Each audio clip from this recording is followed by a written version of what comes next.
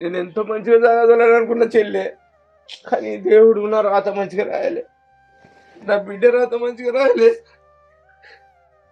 అయ్యో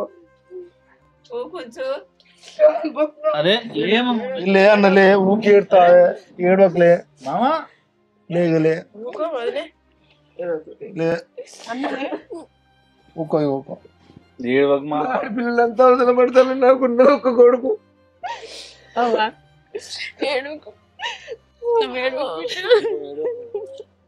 ఏడ్చుకుంటూ పంపిస్తారు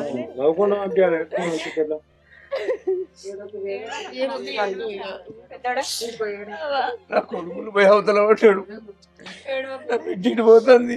అన్న ఊకి బాధపడుకుంటూనే ఉంటావా అన్నయ్య? ఇల్లు చీకటి అవుతుంది.